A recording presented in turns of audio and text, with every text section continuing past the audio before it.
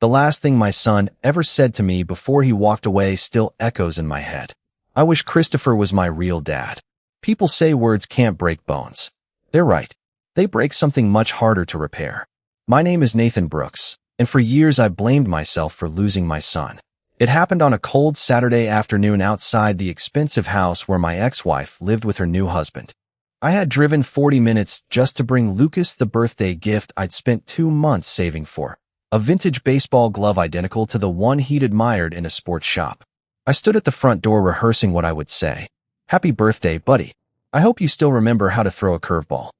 The door opened before I could knock. Lucas looked taller than the last time I'd seen him. 15 already. His shoulders had broadened, and he looked more like a young man than the little boy who used to fall asleep on my chest during movie nights. For 1 second, I saw the old smile. Then it disappeared. "What are you doing here?" he asked. "I wanted to give you your present. You could have mailed it. I wanted to see you." Before he answered, Christopher Bennett appeared behind him. He wore an expensive sweater that probably cost more than my monthly grocery bill. "Nathan," he said with a smile that never reached his eyes. "You should have called first. I came to see my son." Christopher rested a hand on Lucas's shoulder. He was just about to leave with us. Lucas didn't move away. That hurt more than I expected. I handed him the wrapped box. "I remembered what you liked." He looked at it for barely a second. "You didn't have to. I wanted to." Christopher chuckled softly. "You know, Lucas already has professional equipment. I bought him a complete collection last month." I ignored him. "This one's different." Lucas sighed, almost embarrassed for me. "Dad, Christopher gets me whatever I need." There it was. Not hatred. Something worse. Pity. The kind people reserve for someone they've already decided has lost. "I know," I answered quietly, "but I thought maybe." He interrupted me. "I don't need it." He handed the gift back, without opening it. For a moment, neither of us spoke. I remembered teaching him how to catch his first baseball. He'd been 6. Every throw had missed by a mile. He laughed every single time. Back then, I was his hero. Now I couldn't even convince him to accept a birthday present.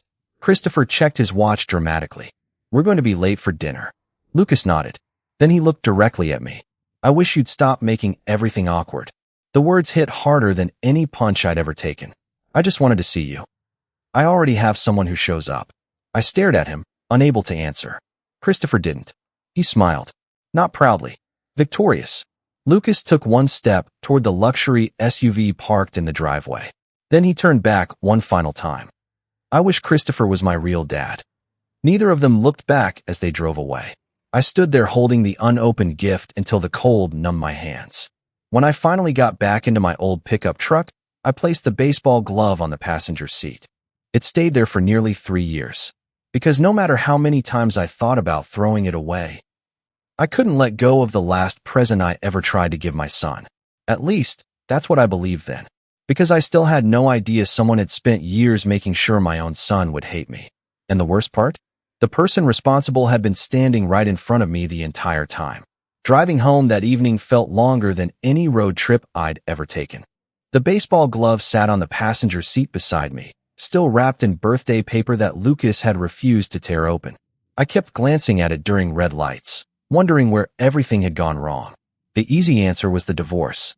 But the truth was more complicated. Melissa and I had been married for 16 years. We weren't perfect, but we were happy. Or at least I thought we were. I worked as a maintenance supervisor for a manufacturing company. It wasn't glamorous, but it paid the bills. Melissa stayed home while Lucas was young, then later found work as an office administrator. We built a simple life. Weekend barbecues. Camping trips every summer. Friday pizza nights. Lucas loved baseball, and every Saturday morning we'd head to the park before sunrise. Those were the memories I held on to whenever things became unbearable.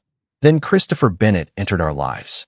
He owned the commercial property where Melissa's office was located. Successful, confident, the kind of man who walked into every room expecting attention.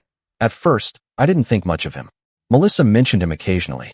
He bought coffee for the entire office. He sent flowers to one of the employees after her surgery.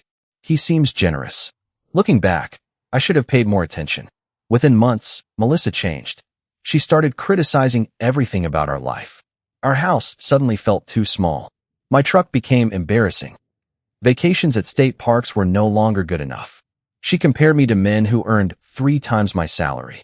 You work hard, she'd say, but hard work doesn't always mean success. I laughed the first few times. Eventually, she stopped joking. One evening she looked around our dining room and quietly asked, "Don't you ever wish we had more?" "I wish we had enough," I answered. "We do have enough." She looked disappointed. "I don't want enough anymore." That sentence never left me. 6 months later she asked for a divorce. According to her, we'd simply grown apart. I believed her. I was too exhausted to question anything. Only later did I discover she had moved in with Christopher less than 2 months after our divorce was finalized. The timing didn't make sense. But proving anything no longer mattered. What mattered was Lucas. The custody agreement gave me every other weekend. For the first year, things remained mostly normal. We went fishing, watched baseball games, built model airplanes. Sometimes he'd ask why Mom lived with Christopher. I always gave the same answer. Adults make complicated decisions. I refused to speak badly about Melissa. No child should be forced to choose between parents. Then something changed. Lucas started asking strange questions. "Mom says you never wanted a family. Christopher says you gave up because life got hard. Is it true you wasted all our savings?" Each question felt rehearsed. Not curious. Repeated. Someone was feeding him lines. I answered calmly every time. "No, buddy. I've always wanted you. I've never stopped loving you." He nodded. But each visit became shorter. His hugs disappeared. Phone calls grew awkward. Birthdays became text messages. Then even those stopped. One night, I called to wish him good luck before a baseball tournament. Christopher answered, "Lucas is busy. I'll only take a minute. He doesn't want to talk." I heard Lucas laughing in the background. Then the line went dead. That was the first night I cried after the divorce. Not because I'd lost my marriage. Because I felt myself losing my son one conversation at a time. Daniel kept telling me to fight harder. Rebecca suggested documenting every denied visit. My mother begged me to take Melissa back to court. I refused. Because years earlier, I'd made a promise. A promise so important that I was willing to let my own son believe I was the villain. I told myself one day he'd understand. What I didn't know was that someone else was making sure that day would never come. And they were willing to destroy every piece of evidence that could expose the truth. People often ask why I didn't fight harder. Why I didn't drag Melissa back into court. Why I didn't tell Lucas everything. The answer is simple. Because some promises cost more than money. They cost years of your life. About a year after the divorce, I met Daniel for dinner at the small diner we'd been visiting since college. He looked at me for a long time before speaking. "You look terrible. I've had better weeks. You've had better years." He wasn't wrong. I'd lost nearly 30 pounds. I worked overtime whenever I could because going home to an empty apartment felt unbearable. The walls were covered with photos of Lucas. Little league trophies. Camping trips. His first bicycle.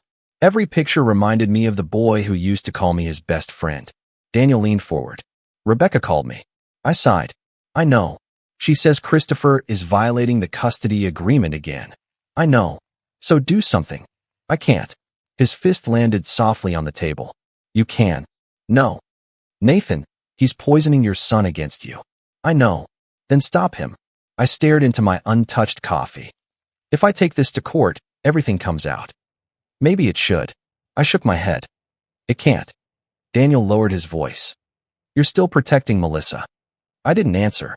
Because he was right. 3 years before the divorce, Melissa had made a mistake. A terrible one. One that could have destroyed her career, our family, and Lucas's future. I had found a way to fix it. It had cost me almost everything we had saved. I never told Lucas. I never told anyone except Daniel, Rebecca, and one other person. Melissa promised she would never forget what I'd done. A year later, she left me. Sometimes life has a twisted sense of humor. Daniel looked disappointed. "She doesn't deserve your loyalty anymore." This isn't about her. It's exactly about her. No. It's about Lucas. If he finds out, he deserves the truth. I rubbed my forehead. He deserves a childhood. Daniel laughed bitterly. He doesn't have one anymore. His words stayed with me. A few weeks later, Lucas had one of his baseball games. According to the custody schedule, I had every right to attend. So I did. I sat alone on the metal bleachers behind home plate. I didn't cheer loudly. I didn't try to get his attention. I simply wanted to watch my son play. He pitched the best game I'd ever seen. Strike after strike. I couldn't stop smiling. After the final inning, parents gathered around the players. I waited until the crowd became smaller before walking toward him. Great game, buddy. Lucas turned. For a second, his face softened. Then Christopher walked up carrying an expensive sports bag. There you are, champ. Lucas looked between us. Christopher smiled. We're celebrating with the team. I only wanted to congratulate him, I said. Christopher nodded politely. I'm sure he appreciates it. Before Lucas could respond, Melissa appeared beside them. She folded her arms. Nathan, you're making him uncomfortable. I've barely said 2 sentences. You always do this. Lucas looked at the ground. Then, without meeting my eyes, he quietly said, Can you just leave? The words drained every ounce of strength from my body. I nodded. Of course. As I turned away, I heard Christopher speaking just loudly enough for me to catch it. Some people don't know when to let go. I kept walking, because if I had turned around, I might have finally said everything I'd spent years hiding. Instead, I drove home alone. That night, while looking through an old storage box, I found a sealed envelope. Across the front, in Melissa's handwriting, were 6 words. Open only if something happens to me. I had completely forgotten it existed. And I had no idea that inside that envelope was the first piece of evidence that would eventually bring every lie crashing down. I stared at the envelope for nearly an hour. The paper had yellowed with age, and a thin layer of dust covered one corner. I remembered exactly when Melissa had handed it to me.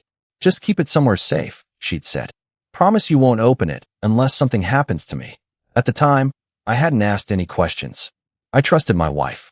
Now she was my ex-wife, married to another man, and my own son believed I had abandoned him. My fingers rested on the seal. I could open it. No one would ever know. But a promise was a promise. I placed the envelope back into the box and pushed it onto the top shelf of my closet.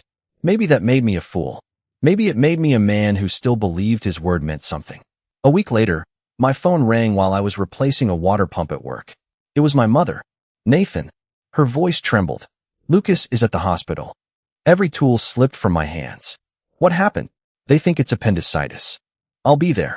I drove faster than I ever should have. When I reached the emergency room, I found Melissa pacing the waiting area. Christopher stood beside her in an expensive suit, talking on his phone about a business meeting. Neither of them noticed me at first. I rushed toward Melissa. How is he? She looked surprised. What are you doing here? He's my son. Christopher ended his call and stepped between us. They've got everything under control. I want to see Lucas. Melissa crossed her arms. He doesn't need more stress. I couldn't believe what I was hearing. My 15-year-old son is in surgery, and the doctors don't need distractions. I took a deep breath. I'm not here to argue. Just then, a nurse walked into the waiting room. Family of Lucas Brooks? All 3 of us stood. The nurse looked at her clipboard. We need to confirm medical history before surgery. She glanced between us. Father? I answered immediately. I am. Before I could take a single step, Christopher spoke. I'm his stepfather. The nurse frowned. I need his biological father. Christopher looked uncomfortable. Melissa hesitated. For a brief moment, she looked like she might actually tell the truth. Instead, she quietly said, He's over there. She pointed at me as though introducing a stranger. The nurse walked over. Sir, has Lucas ever had an allergic reaction to anesthesia? Yes. She blinked. What kind? When he was 7, he reacted to a medication during a dental procedure. I remembered every detail. The swelling, the panic, the doctors. She wrote everything down. Thank you. Christopher looked confused. Melissa looked nervous. Because they hadn't known. The operation lasted less than 2 hours. When the surgeon finally appeared, everyone stood. It went well. I closed my eyes in relief. Can we see him? I asked, one visitor at a time. Before anyone could move, the surgeon looked directly at me. Mr. Brooks? Yes. Your son asked for you. The room fell completely silent. Melissa stared at Lucas's doctor. Christopher's confident smile disappeared. For the first time in years. My son had asked for me. I entered his hospital room quietly. Lucas looked pale, exhausted, and barely awake. When he saw me, tears filled his eyes. I'm sorry you had to come. I smiled. There was nowhere else I'd rather be. He looked away. I didn't think you'd actually show up. The sentence shattered my heart. I pulled a chair beside his bed. There has never been a day of your life when I wouldn't come if you needed me. He studied my face for several seconds, almost as if he were seeing me for the first time. Then he whispered something so softly I barely heard it. Dad. Before I could answer, the heart monitor suddenly began beeping faster. Doctors rushed into the room. A nurse gently pushed me toward the door. As it closed behind me, I caught one final glimpse of Lucas reaching his hand toward mine. I had no idea that what happened during the next 24 hours would make him question everything he had believed about me. And about Christopher. I spent the entire night in the hospital waiting room. Melissa and Christopher stayed on the opposite side of the hall. We barely spoke. Every hour a nurse came out with another update. Lucas was stable, recovering well, expected to go home in a few days. Those words should have brought me peace. Instead, I couldn't stop thinking about what he'd said. I didn't think you'd actually show up. Someone had convinced my own son that I would abandon him in the worst moment of his life. That wasn't a misunderstanding. It was deliberate. The next morning, I walked to the hospital cafeteria for coffee. As I returned, I heard raised voices coming from around the corner. Christopher and Emma. I stopped before they saw me. I don't care what you heard, Christopher snapped. I'm just telling you what Lucas said, Emma replied. He doesn't need more questions. But he's confused. Then keep him confused. Those 4 words froze me in place. Emma lowered her voice. He asked why his dad knew about the allergy when you didn't. Christopher answered without hesitation. Because Nathan got lucky. You don't really believe that. I said drop it. Emma folded her arms. I also heard Mom and Melissa arguing. Christopher's expression changed. What did they say? Melissa asked why you kept telling Lucas that Nathan stopped loving him. Christopher looked around before speaking. Emma, I'm listening. Adults say things during divorces. So, it wasn't true? Christopher's silence lasted several seconds. Finally he said, sometimes people believe what they need to believe. Emma shook her head. That's not an answer. It is today? She walked away without another word. I remained hidden until Christopher disappeared down another hallway. My hands were shaking. Not because I had proof. Because, for the first time, someone else had started asking the same questions I had. Later that afternoon, Lucas was moved into a regular recovery room. When I entered, he looked stronger. He smiled awkwardly. Hey yourself. I heard you stayed all night. I wasn't going anywhere. He looked down at the blanket. Christopher left for a meeting. I nodded. Business doesn't stop. Lucas frowned. You stayed. I always would. He was quiet for a long moment. Then he asked the question I'd been dreading. Why didn't you fight for me after the divorce? There it was. Years of pain condensed into a single sentence. I did fight. Mom says you gave up. I never gave up. Christopher says you were happier without us. I swallowed hard. Do you believe that? He didn't answer immediately. I don't know anymore. It wasn't forgiveness. But it wasn't rejection either. It was doubt. And doubt was something Christopher had never allowed. Just then, there was a knock at the door. Rebecca Sullivan stepped inside, carrying a small folder. I hope I'm not interrupting. I stood. What are you doing here? She smiled politely. I came because I finally found something I've been looking for. Lucas looked between us. What is it? Rebecca hesitated. I think it's better if your father sees it first. She handed me the folder. Inside were copies of old financial records, bank transfers, loan documents, canceled checks, dates, signatures, every payment I had made years before the divorce, every dollar that had disappeared from our savings. At the very bottom was a document I'd never seen before, a notarized statement, signed by Melissa. My heart stopped as I read the first line.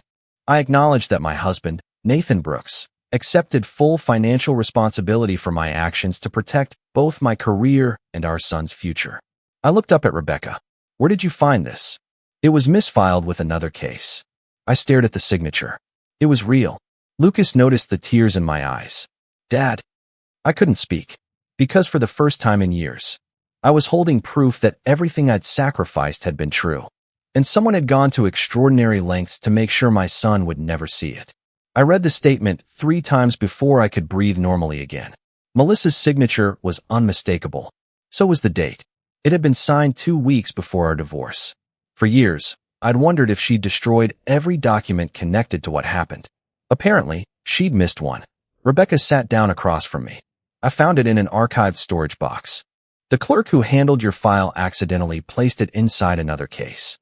You mean this has been sitting there all these years? She nodded. Nobody knew it existed. Lucas looked from Rebecca to me. What does it mean? I closed the folder. Not now. His expression tightened. Why does everyone keep saying not now? Because you're recovering. No. He slowly sat up despite the discomfort. Because everyone thinks I'm still a kid. Silence filled the room. Then Rebecca stood. I'll give you two some privacy. She quietly left. Lucas waited until the door closed. Please. His voice was almost pleading. I deserve to know. I looked at my son. For years I'd imagined this moment. I had rehearsed 100 different speeches. None of them felt right anymore. When you were 11, I began. Your mom made a very serious mistake at work. He frowned. What kind of mistake? I can't tell you every detail. Why not? Because it isn't only my secret. He looked frustrated. Then tell me what you can. I took a slow breath. Someone accused your mother of doing something that could have sent her to prison. His eyes widened. What? She panicked. What happened? I found a legal way to solve the situation. How? It cost nearly everything we had. I looked down at my hands. I sold my retirement savings. Our investment account. My truck. I even borrowed money. Lucas stared at me without blinking. Why? Because if your mother lost everything, you would have lost everything too. He whispered. So that's why we had no money? I nodded. He looked completely stunned. But Mom always said. He stopped talking. What did she say? She said you made terrible investments. I smiled sadly. I never invested $1. The room became quiet again. Lucas rubbed his forehead. I don't understand. Neither did I. If you saved her. Yes. Then why did she leave? I've asked myself that question for years. Before either of us could speak again, the door opened. Melissa walked in carrying flowers. She froze when she saw the folder in my hands. The color drained from her face. Nathan. She knew. She recognized it immediately. Lucas noticed her reaction. Mom. She didn't answer. Instead, she looked directly at me. Where did you get that? Rebecca appeared behind her. I found it. Melissa slowly turned toward Rebecca. You told him? I gave him a document you signed. Christopher entered the room a second later. What is going on? No one answered. He looked at Melissa, then at the folder, then back at me. His confidence vanished. Lucas looked around the room. Can somebody please tell me what's happening? Melissa opened her mouth. Nothing came out. Christopher finally stepped forward. This isn't the time. Lucas looked at him. No. His voice was calm. I think this is exactly the time. Christopher placed a hand on his shoulder. We'll explain later. Lucas gently moved his hand away. It was the first time I'd ever seen him reject Christopher. I want the truth. No one spoke. Finally, Melissa sank into a chair. She covered her face with both hands. Then, barely above a whisper, she said the words I never thought I'd hear. I lied to you. The room fell silent. Lucas stared at his mother in disbelief. What do you mean? Tears rolled down Melissa's cheeks. I lied about your father. And that confession was only the beginning. Because she still hadn't revealed the one secret that would completely destroy Christopher's place in our family. For several seconds, nobody moved. The only sound in the room was the steady beeping of Lucas's heart monitor. He stared at his mother as if he didn't recognize her. What did you lie about? Melissa couldn't look at him. I told you your father stopped caring about us. She wiped away her tears. That wasn't true. Lucas slowly turned toward me. You never stopped? I shook my head. Never. Not for one day. Not for 1 minute. He closed his eyes. I waited for you. My chest tightened. When I was 12, I kept looking out the window every Friday. His voice cracked. I thought maybe you'd surprise me. I wanted to. So why didn't you? Because every time I asked to see you, there was another excuse. Melissa buried her face in her hands. I told him you were always busy. Lucas looked at her in disbelief. You said Dad canceled. I know. You said he chose work instead of me. I know. You said he forgot my birthday. I know. Each answer came out weaker than the last. Then Lucas looked at Christopher. You knew? Christopher hesitated. You knew? I knew your mother didn't want more conflict. That's not what I asked. His voice had become firmer than I'd ever heard. Did you know she was lying? Christopher looked at Melissa. She said nothing. That silence answered the question. Lucas slowly nodded. So both of you lied. Christopher stepped forward. Lucas, it's more complicated than that. No, it isn't. He pointed toward me. He came here yesterday. He stayed all night. He knew about my allergy. He never missed a second after surgery. Lucas looked directly into Christopher's eyes. You would have left for work if they hadn't called you back.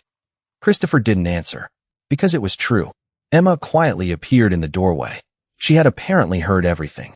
She looked at Lucas. I tried to tell him to ask questions. Christopher turned sharply. Emma. She ignored him. I heard you telling Mom that Nathan should stay confused.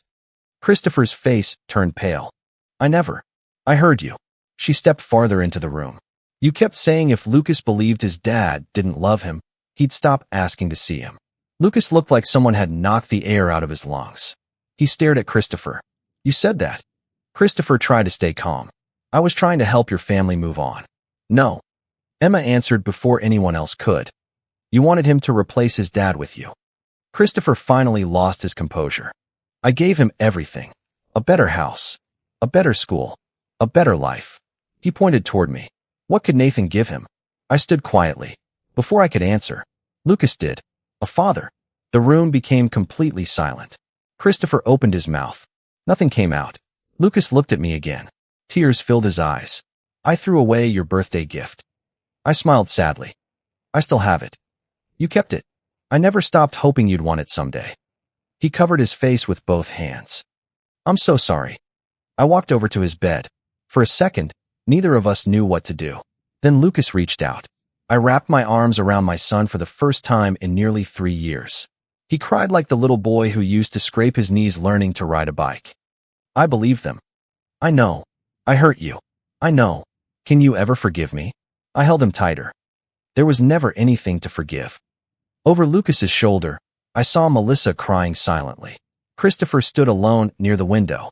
For the first time since I'd met him, he looked like a man who finally understood he had lost.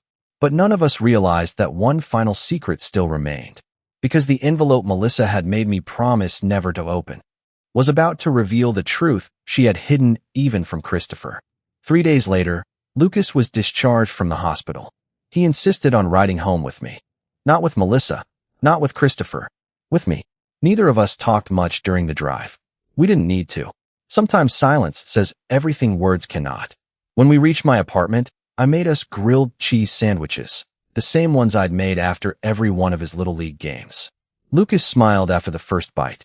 I forgot how good these were. I never changed the recipe. He laughed quietly. I guess some things don't. After lunch, I disappeared into my bedroom and returned carrying an old storage box. Lucas recognized it immediately. What's that? Something I've kept for a long time. I placed it on the table. Inside were photographs, baseball tickets, birthday cards, every school drawing he'd ever given me, and, still wrapped in faded blue paper, his unopened birthday present. Lucas carefully picked it up. You really kept it. I couldn't throw it away. His hands trembled as he slowly peeled back the wrapping paper. When he saw the vintage baseball glove, tears filled his eyes. I remember pointing at this in the store. I remembered too. He slipped it onto his hand. It fits. I was hoping it still would. For a long moment, neither of us spoke. Then I reached into the bottom of the box and pulled out the sealed envelope. Lucas looked at the handwriting. Mom wrote that. I nodded. I promised never to open it unless something happened to her. He looked at me. But she's alive. She is. I think she should decide. That evening, Melissa came over alone. Christopher hadn't come with her. According to Emma, he'd moved into a hotel after their argument. Melissa looked exhausted. Older. Like years of pretending had finally caught up with her. She noticed the envelope immediately. You still have it. I never broke my promise. She stared at it for several seconds before quietly saying, You can open it now. I carefully broke the seal. Inside was a handwritten letter. As I read, my hands began to shake. Melissa had written it years earlier, before our divorce. In it, she admitted everything. She confessed that Nathan Brooks had sacrificed his savings, his future, and his reputation to protect his family. She admitted she had fallen in love with Christopher while still married. She admitted that guilt had made it easier to blame me than to face what she'd done. And near the end of the letter, one sentence stood out above all the others. If Lucas ever reads this, I hope he knows his father was always the better person. When I finished, the room was silent. Melissa couldn't stop crying. I'm sorry, she whispered. I don't expect forgiveness. Lucas looked at her for a long time. I love you because you're my mom. She began sobbing. But I'll never believe another lie. She nodded. I understand. A month later, Christopher and Melissa divorced. Emma chose to live with her mother and stayed in touch with Lucas, who thanked her for having the courage to question what everyone else accepted. Rebecca used Melissa's statement and the letter to correct the legal record. There were no dramatic lawsuits. No revenge. The truth was enough. Lucas slowly rebuilt our relationship. It wasn't instant. Trust never is. We started with weekly dinners, then baseball games, then weekend fishing trips. One Saturday morning, nearly a year later, we stood together at the same field where I'd taught him to throw his first baseball. He wore the old glove I'd given him. After catching one of my throws, he smiled. You know what? I used to wish Christopher was my real dad. I nodded. I remember. He looked at me with tears in his eyes. I can't believe I almost forgot who my real father was. I smiled and tossed him another ball. You never forgot. You just had to find your way back. He caught it cleanly. This time, he never let go.